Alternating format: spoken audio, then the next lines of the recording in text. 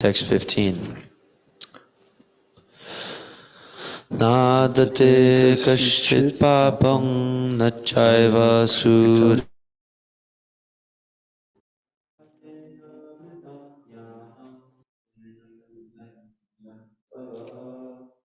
Translation. Nor does the Supreme Spirit assume anyone's sinful or pious activities.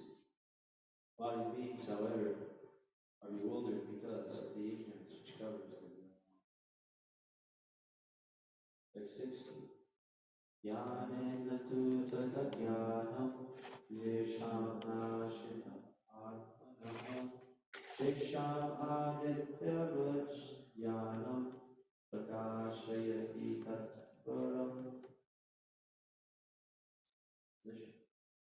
When, however, one is enlightened with the knowledge by which nescience is destroyed, then his knowledge reveals everything, as the sun lights up everything in the daytime. Text 17.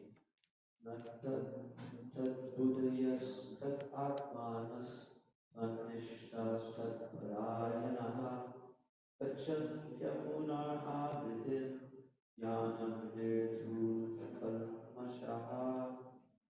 Translation.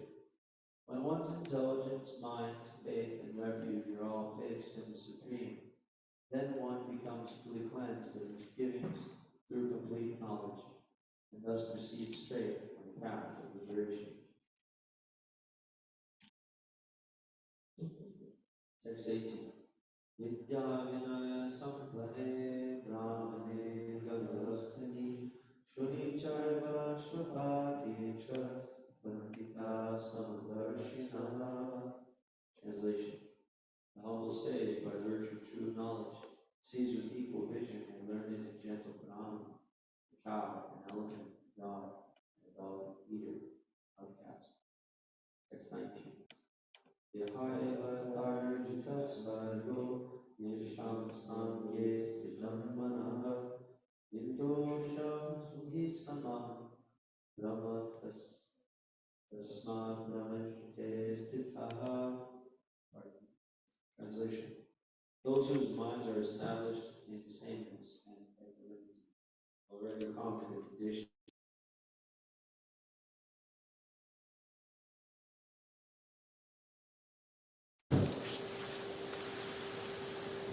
Text 20. Na prasrish et priyam prapya na dvijyet prapya cha priyam stira buddhir asamudho brahmavid brahmani stitaha. Translation. A person who neither rejoices upon achieving something pleasant nor laments upon obtaining something unpleasant, who is self-intelligent, unbewildered, and who knows the science of God, is to be understood as already situated in transcendence. Text 21. Bahya sparsheshvav saktatma vindatyatmani yat sukham Sabrama yoga yuktatma sukham akshayam ashnute. Translation. Such a liberated person is not attracted to material sense pleasure or external objects, but is always in trance, enjoying the pleasure within. In this way, the self-realized person enjoys unlimited happiness, for he concentrates on the Supreme. Text 22, final text. Yehi samsparshaja bhoga tukayo nayaevate adyantavanta konteya nate shuramate buddha. Translation. An intelligent person does not take part in the sources of misery, which are due to contact with the material senses. O son of Kunti, such pleasures have a beginning and an end, and so the wise man does not delight in them. So that was 11 verses. And now we'll return back to text number 12. Page number 273.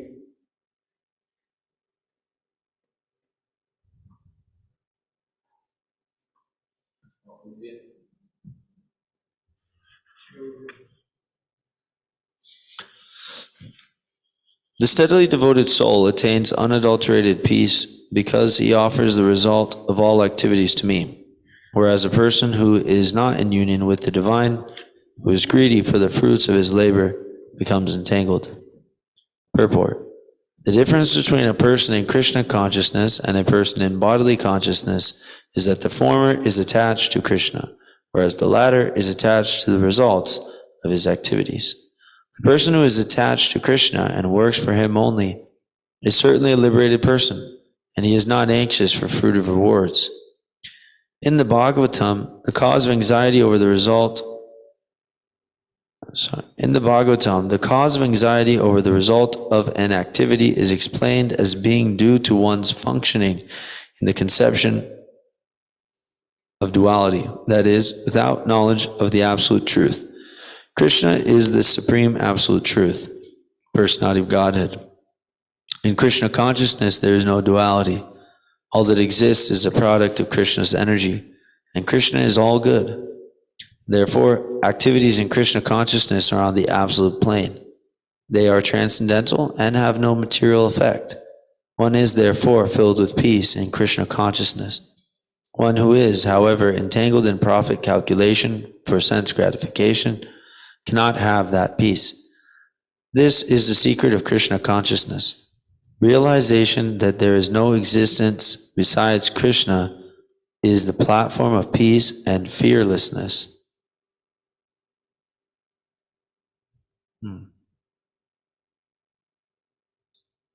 So, Prabhupada uses the purport to point out that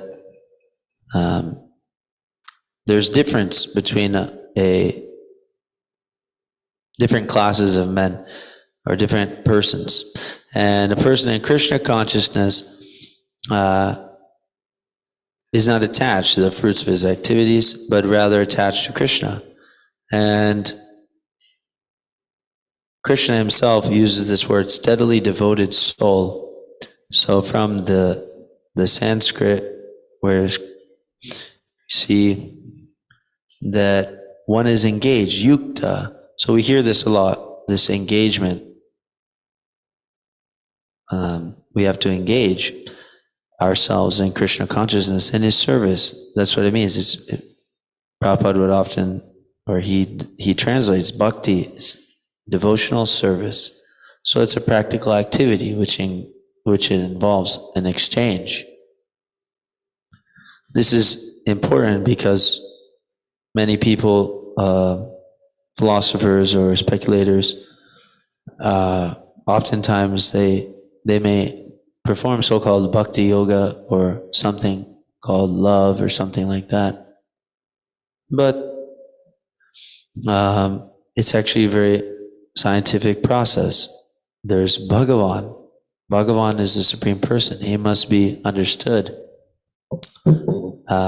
in that way. And there's the bhakta or the devotee, and there's bhakti, which is the exchange of service. And so Prabhupada, he uses he takes this word yukta, one who is engaged in devotional service.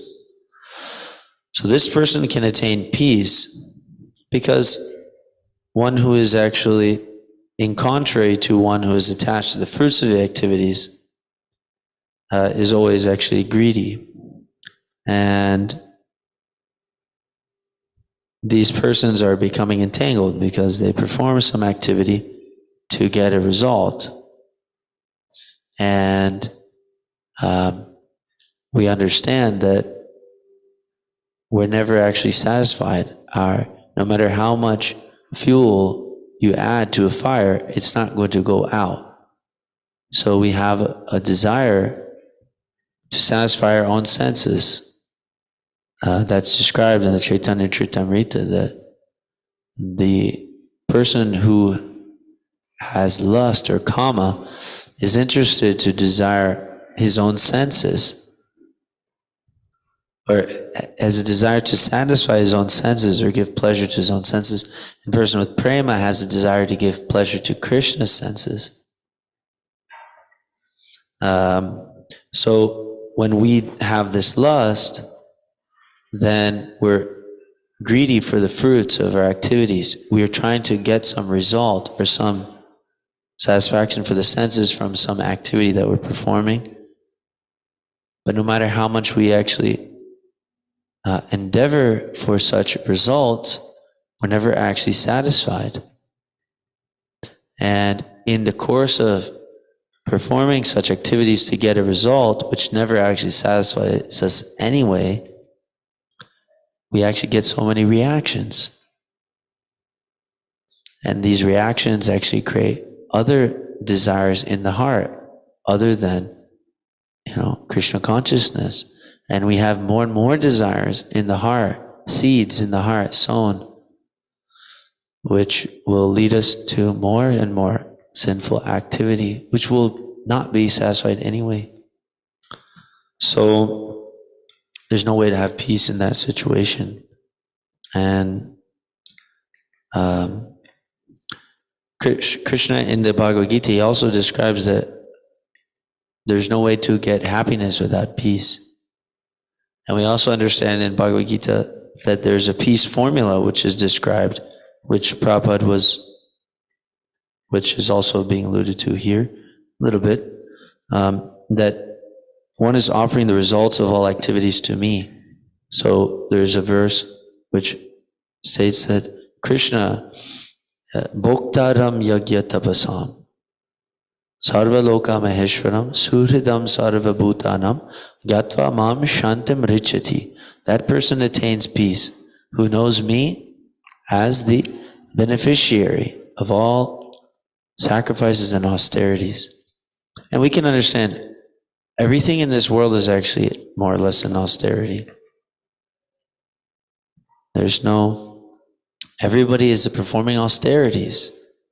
Sometimes we come to devotional service and we see living in the temple or living in the devotional community or participating in the congregational movement of Lord Chaitanya Mahaprabhu, however we plug in, whether it's distant or close by, but we're working more or less collectively in our different capacities.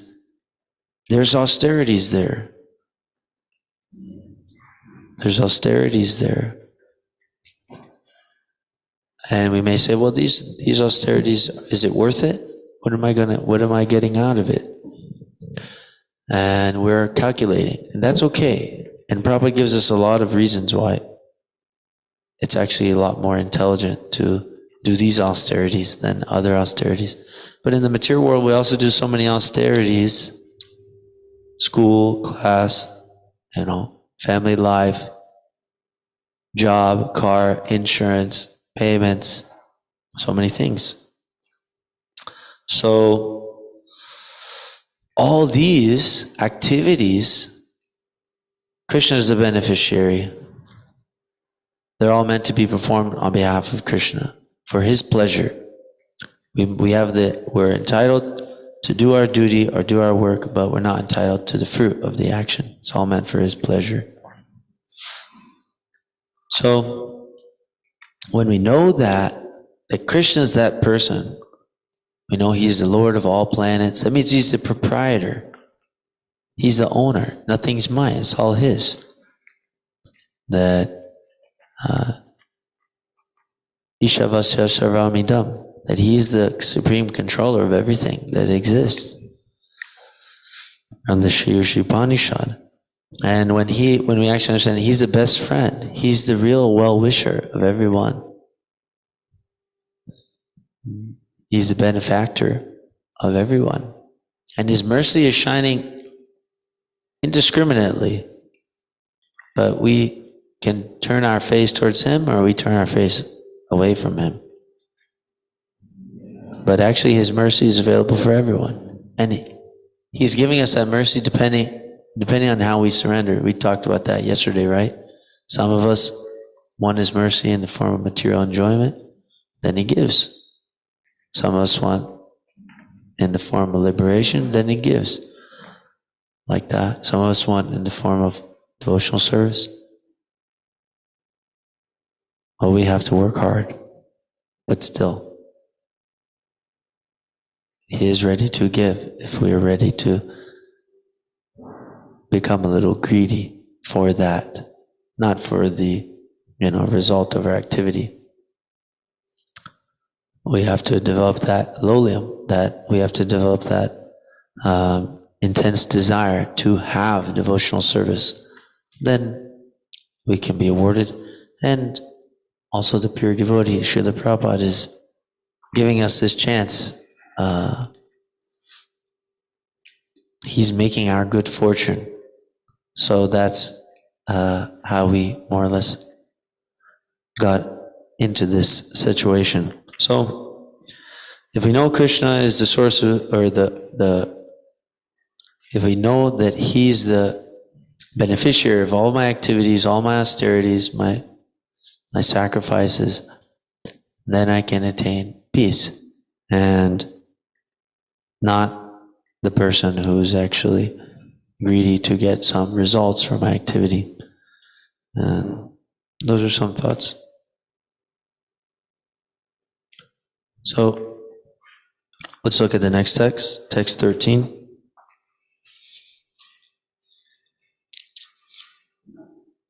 When the embodied living being controls his nature and mentally renounces all actions, he resides happily in the city of 9 gates, the material body, neither working nor causing work to be done. Purport. The embodied soul lives in the city of 9 gates. The activities of the body, or the figurative city of body, are conducted automatically by the particular modes of nature. The soul, although subjecting himself to the conditions of the body, can be beyond those conditions, if he so desires. Owing only to forgetfulness of his superior nature, he identifies with the material body and therefore suffers. By Krishna consciousness, he can revive his real position and thus come out of his embodiment. Therefore, when one takes to Krishna consciousness, one at once becomes completely aloof from bodily activities. In such a controlled life, in which his deliberations are changed, he lives happily within the city of 9 gates. The 9 gates are described as follows.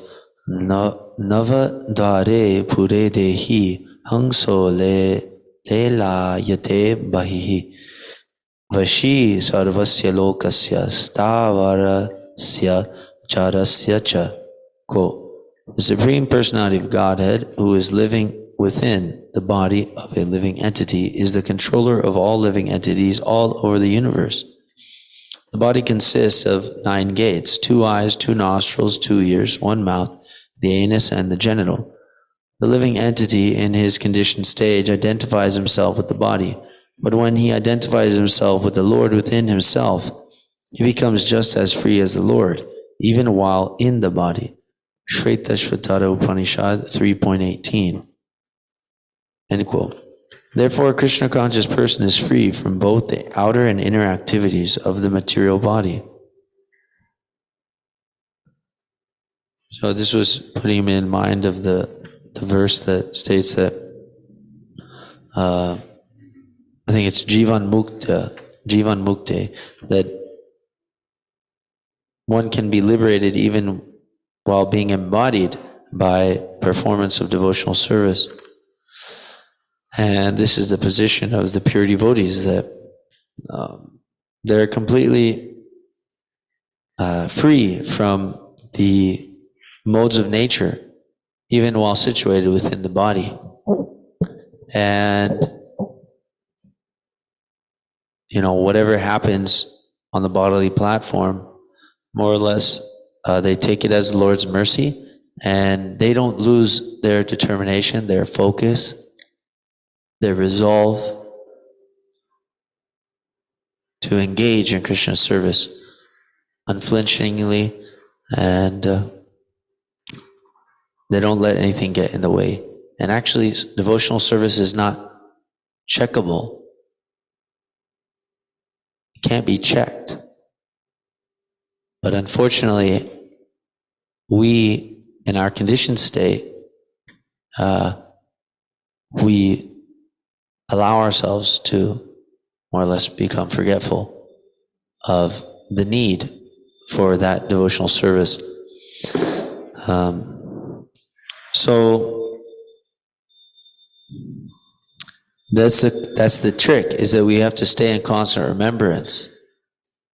We have to stay in constant remembrance. And Prabhupada gives us a 24-hour program to plug into, so we constantly remember that my real duty as an eternal spirit soul, part and parcel of Sri Krishna, is to engage in Krishna service. And he also prescribed at this time of the day, do like this. Now it's time to hear the Gita. Okay, let's try to hear. Like that. And so then we're always in remembrance. And the rest of the day long, we're chanting Hare Krishna while we propagate the Hare Krishna Mahamantra and transcendental glories of the Supreme Lord. And in this way, we always remember Krishna. There's a cool quote on the wall downstairs, right? You can approach any person and induce them to read this Krishna literature. And such activity, right?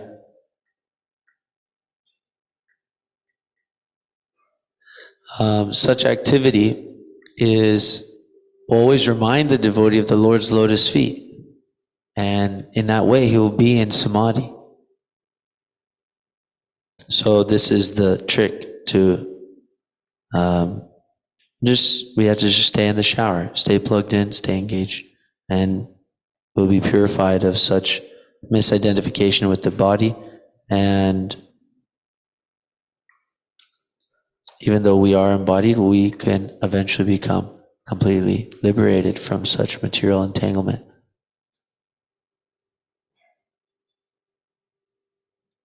Chaikeshava Prabhu.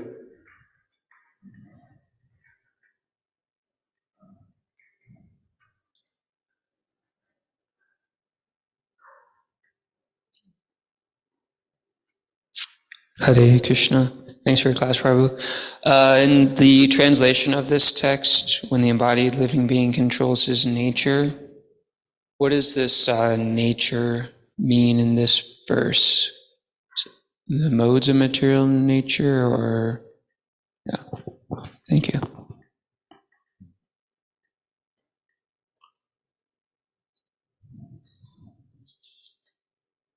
So we can understand that each one of us is more or less forced by the modes of nature, according to our previous activities and our previous desires.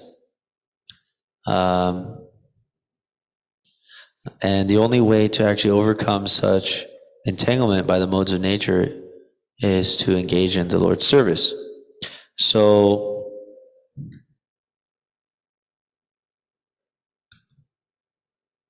to control one's nature, then one must actually engage in the Lord's service and remember or act in according to one's higher nature, which is spiritual. We are something other than the five gross elements and the three subtle elements. We are the Lord's superior nature, or we are there's in the seventh chapter, Prabhupada or Krishna describes that besides this 8 material elements, there's actually another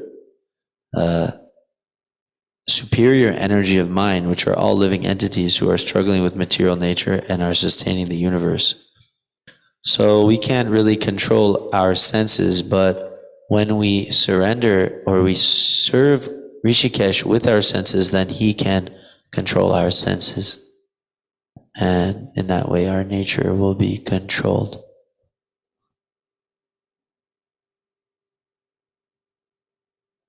So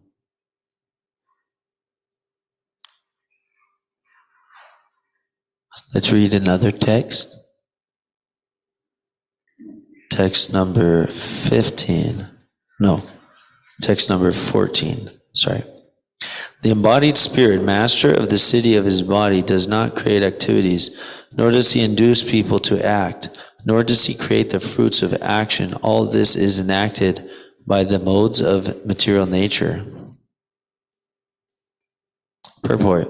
The living entity, as will be explained in the 7th chapter, is one in nature with the Supreme Lord, distinguished from matter, which is another nature, called inferior of the Lord. Somehow, the superior nature, the living entity, has been in contact with material nature since time immemorial. The temporary body or material dwelling place which he obtains is the cause of varieties of activities and their resultant reactions. Living in such a conditional atmosphere, one suffers the results of the activities of the body by identifying himself in ignorance with the body. It is ignorance acquired from time immemorial that is the cause of bodily suffering and distress. As soon as the living entity becomes aloof from the activities of the body, he becomes free from the reactions as well. As long as he is in the city of the body, he appears to be the master of it, but actually he is neither its proprietor nor controller of its actions and reactions. He is simply in the midst of the material ocean, struggling for existence. The waves of the ocean are tossing him, and he has no control over them. His best solution is to get out of the water by transcendental Krishna consciousness. That alone will save him from all turmoil.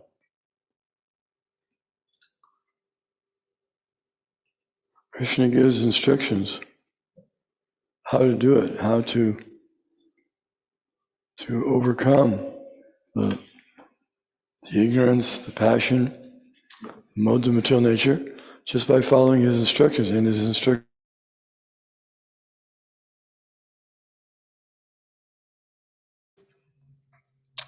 hearing is a very nice engagement. We can just sit and hear about Krishna's instructions and his pastimes, and we can make spiritual advancements just by hearing. And chanting, everyone has a tongue, we can chant. If we have the right mentality, we can chant. If we're not envious, the impersonalists don't like to chant Krishna's name because they prefer Om. They think that's not Krishna's name, but if one is humble, and he has to be a little humble because he's not in control. When you're in the ocean and you're struggling against the waves by yourself, you have to become humble. If someone comes along and throws you a rope, you don't say, you think I can't swim so good or something? You don't take any insults. You just grab the rope because you're in need of help. So we have to recognize that need at some point before giving up this body. If we don't recognize it, then another golden opportunity has been lost, human form of life. And we may not get such a good opportunity the next time. But if we make some steps, Krishna's instructions are not so difficult. Offer me with love and devotion a little leaf, flower, fruit, or water. I will accept it. And you don't even have to do all 9 of the processes of devotional service. You can even do 1. If you can do 1, that's good, and then work on that. If you just like chanting. Srila Prabhupada has given us a well-balanced program, like Maharaj Ambarish, I think it was, who engaged all 9 activities, engaged all the senses in devotional service. That's actually the goal of life. Because other than the goal of life is to get some results. The results are all temporary. We read that verse. He doesn't engage in the activities. Where's that verse? You just read it? Yehi samsparshaja. Yeah. Which text is it? 22? No, yeah. 22. Let's look at that. Yehi samsparshaja bhoga dukayona evate adyantavanta konteya nateshu ramate buddha. Because he's intelligent, he doesn't take part in the source of misery.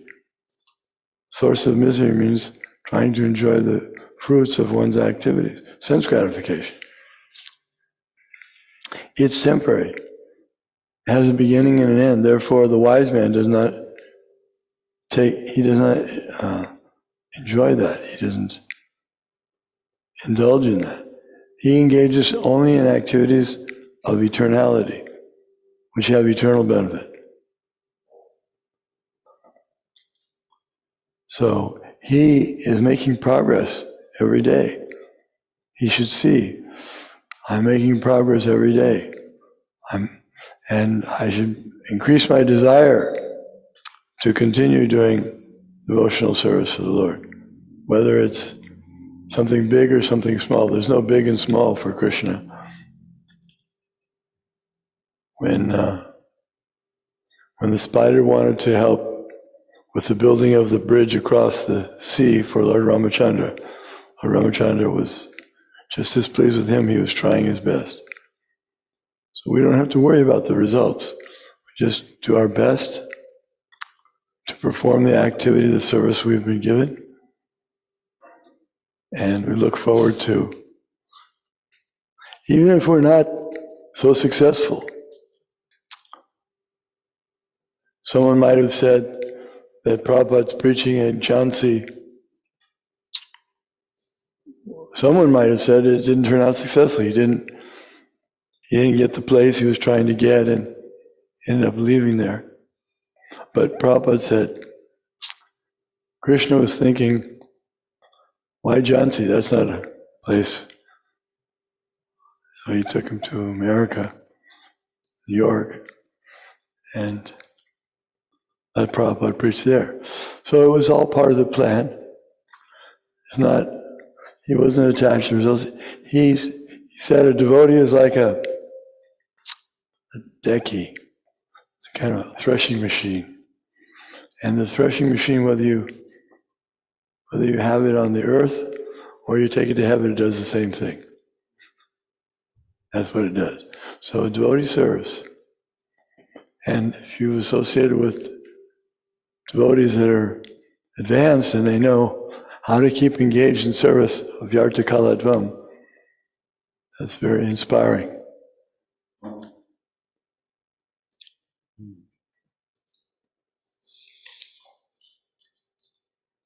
I was thinking about how Prabhupada describes in Nectar Devotion that such activities in Krishna consciousness, they're amrita, they're eternal.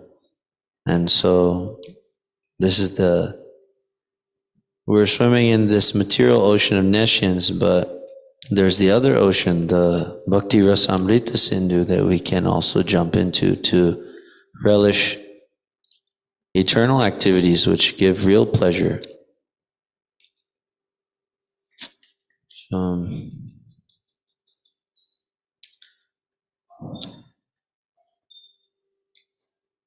Okay, Bhakti Damodar Prabhu. Krishna Prabhu, please accept my humble obeisances. Please accept my humble obeisances. On text 14, the embodied spirit master of the city of his body does not create activities, nor does he induce people to act. When it says, nor does he induce people to act, would you explain this a little bit? Because doesn't he induce people to act in service of the Lord?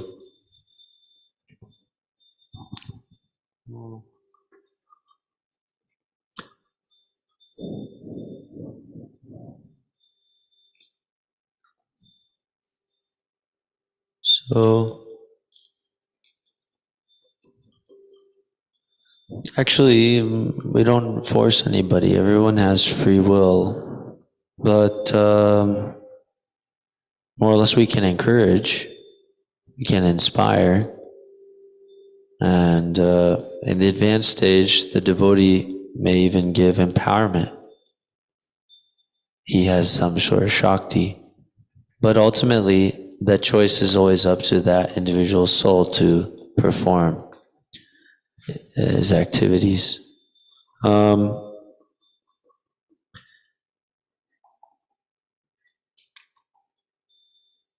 know, we understand that the Lord is actually the supreme controller, and this verse is specifically referring to actions under the modes of nature. So we can understand that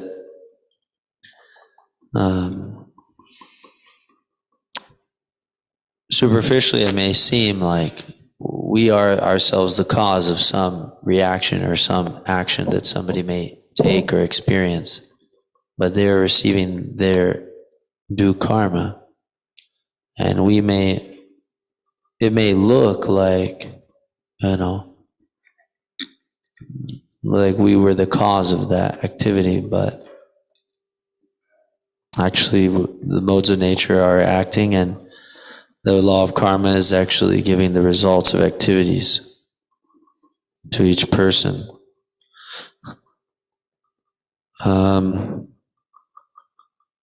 But on the point of the sadhus and things, they give empowerment and they give blessings to perform devotional service, but the living entity always does have his free will. And actually it's so wonderful, this, the situation is that the spiritual master comes to the disciple and ready to give all blessings, give all knowledge, and still we may not actually take it. And what's interesting is that there was I remember vaguely there was some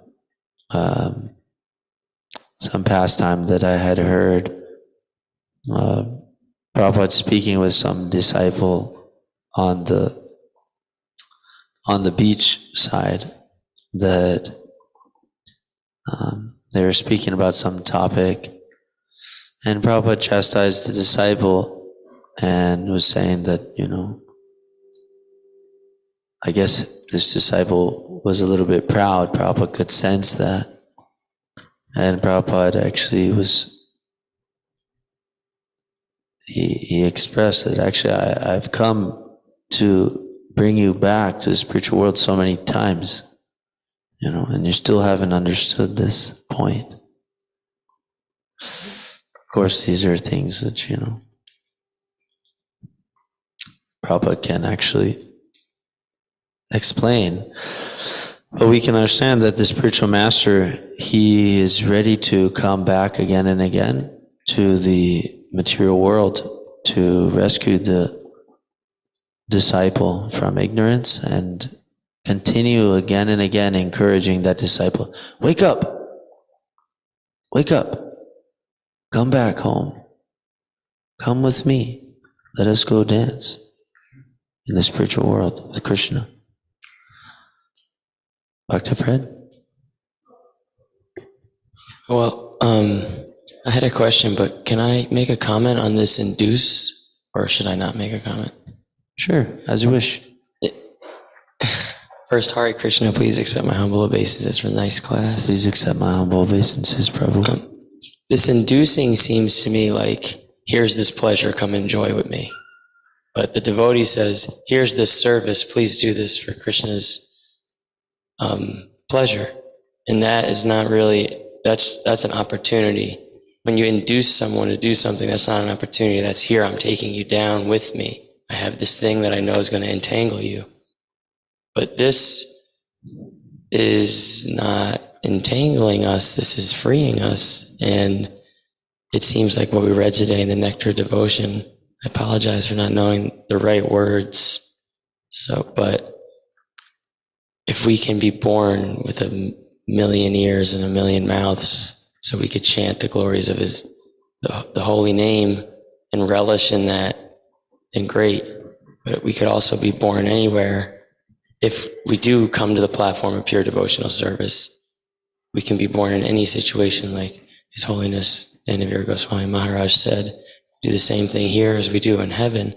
We're not really seeking anything but association, or it seems to be, I can't say, I don't know what I'm doing, but it seems to be that we should be hoping to be seeking the association of devotees constantly, because they're the only ones that can engage us. And the word is engage for devotees, and it's inducing for material, individual karmic activities. So it's like, here, I'll entangle you in this. It's a nice pleasure, but you're going to have to do something after. And it's not that we don't do things. We're very active. Krishna doesn't like lazy people. We're very active in this service, but all of us, we're waking up before 4:30. We're singing, we're chanting, we're walking, and then devotees are making nice prasadam for Krishna. None of us are really worrying, oh, do we have a meal at 8:30? Do we have a meal at 1:30? It's prepared, on schedule. There's really no inducing here. It's here, we have safety. And then, there should be some sort of exchange either way. And this exchange is actually beneficial for us because Krishna is already satisfied. Or I think he's satisfied. Not with me, but with himself. And so this inducing is not, I don't think it's talking about devotees. I may be wrong, but it seems to be just talking about karmic people. And then the question I have, which might not be able to be answered, but I'll ask, is how do I personally become unmotivated? And if the answer is simply just to be engaged 24/7, then how do I, then is the main way to constantly remind myself is literally just to be engaged in whatever service my authority or my senior authority is providing me by the grace of Srila Prabhupada and the Guru. And how do I not let my mind flicker? Because the pure devotee is not flickering. He's not like, oh, I watched a movie 7 years ago and I want to know if there's a sequel to it. And to be honest, I don't want that conditioning, but that's a baseline conditioning I have. So, that was kind of personal, but in general, I mean, how do we... A sequel is called Puna Punas Charvata Charvananam. Chewing the chewed. Same old thing. Chewed, no more juice left, chew it again. That's a sequel. Chewing again. Chewing.